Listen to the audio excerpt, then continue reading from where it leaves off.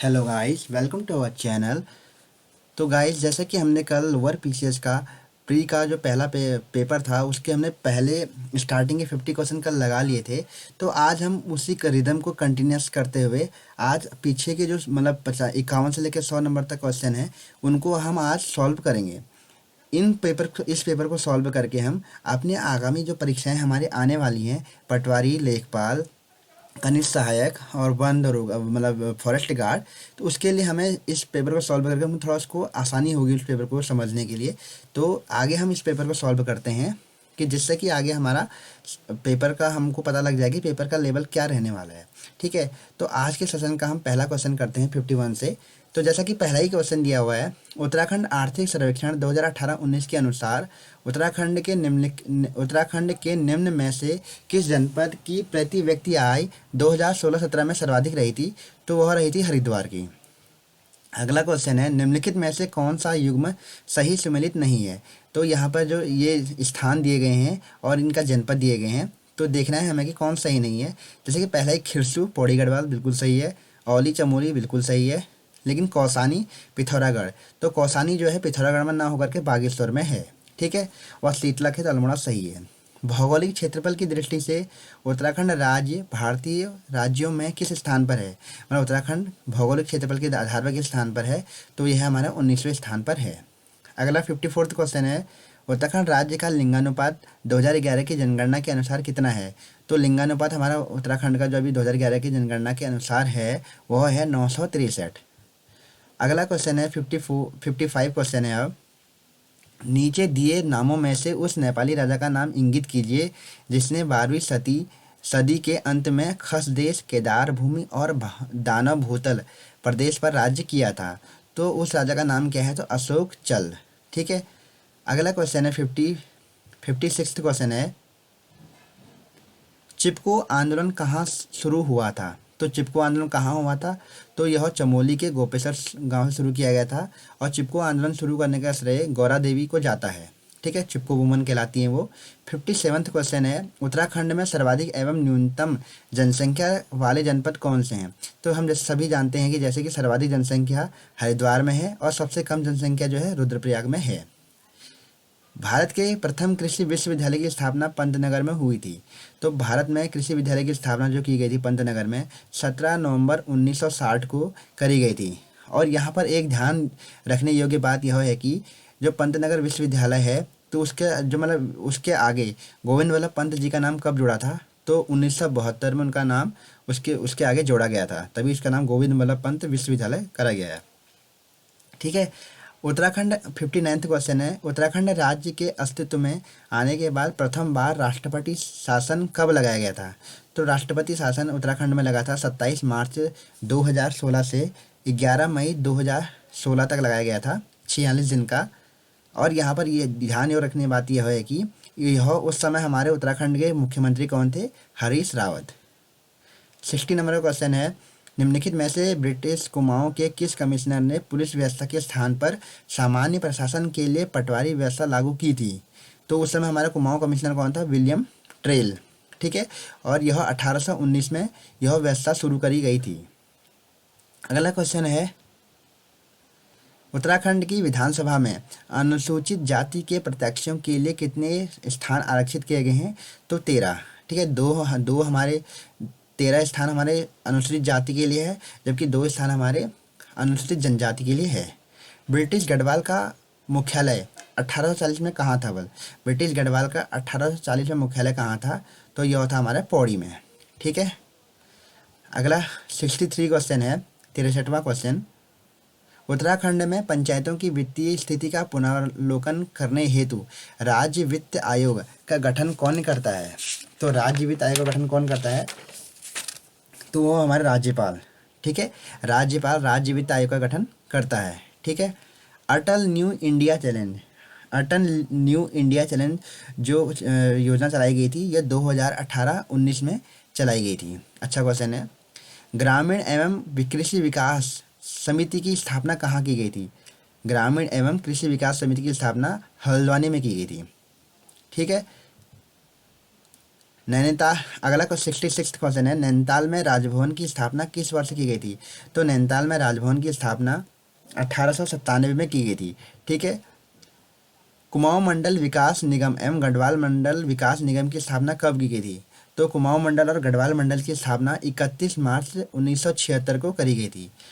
अगला question 68 number का question है, 2011 की जनगणना के अनुसार उत्तराखंड की कुल जनसंख्या में अनुसूचित जाति का प्रतिशत कितना है? तो जो अनुसूचित जाति है वह हमारा 18.76% हमारा अनुसूचित जाति है। ठीक है। जैसे अगला क्वेश्चन है 69th क्वेश्चन, स्टॉकहोम में पहली बार मतलब स्टॉकहोम में प्रथम बार पर्यावरण पर संगोष्ठी किस वर्ष प्रस्तावित की गई थी? तो स्टॉकहोम में जो संगोष्ठी की गई थी वह 1980 में की गई थी। सॉरी, 1980 में नहीं, 1968 में की गई थी। स्टॉकहोम में पहली बार पर्यावरण पर संगोष्ठी 1968 में करी गई थी। अगला क्वेश्चन है 70, उत्तराखंड राज्य में वनों का क्षेत्रफल, वनों के अंतर्गत क्षेत्रफल कितना है? तो उत्तराखंड राज्य में जो अकॉर्डिंग टू यूकेपीएससी आंसर की, इसका आंसर इनने 34,651 दिया हुआ था। ठीक है। अगला क्वेश्चन है 71, झिरोली और व चांडाक, झिरोली बागेश्वर व चांडाक पिथौरागढ़ में कौन सा खनिज मुख्य रूप से पाया जाता है? तो यह पाया जाता है हमारा झिरोली और चांडाक में जो हमारी क्या है मैग्नेसाइट की कारखाने, मैग्नेसाइट की जो वो थे हमारे, इसमें यहाँ पर हम उनके कारखाने थे। ठीक है। 72 क्वेश्चन है, सगंध पादप केंद्र CAP जिससे बोलते हैं हम, उत्तराखंड में किस स्थान पर स्थित है? तो सगंध पादप केंद्र हमारा सेलाकुई देहरादून में स्थित है। अगला क्वेश्चन है, जनगणना 2011 के अनुसार उत्तराखंड के किस जनपद में महिला साक्षरता न्यूनतम थी? तो महिला साक्षरता न्यूनतम हमारे उत्तरकाशी में रही थी। ठीक है। उत्तरकाशी में महिला साक्षरता न्यूनतम थी और सर्वाधिक साक्षरता जो महिलाओं की थी देहरादून में है। ठीक। अगला 74 क्वेश्चन है, हिमालय के लिए आजीविका सुधार प्रोजेक्ट ULIPH प्रतिबंधित किया जाता है। तो ये किसके लिए है कि कौन सी संस्था के द्वारा किया जाता है?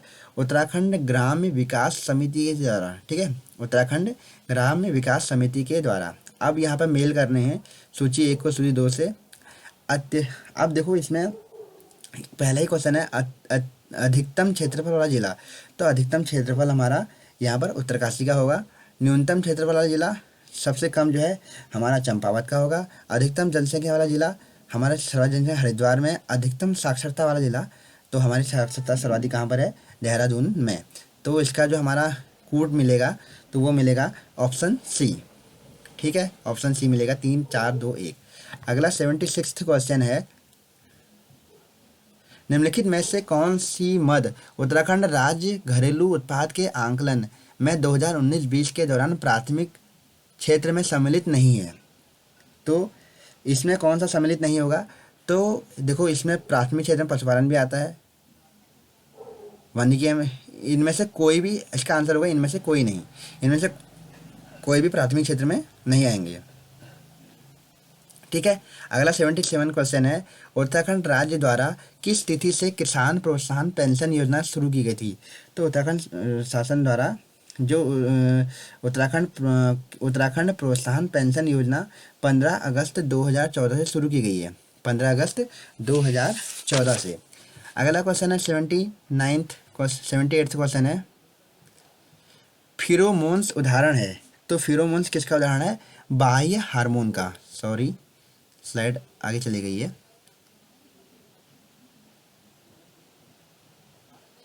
फिरोमोन्स उदाहरण है बाह्य हार्मोन का।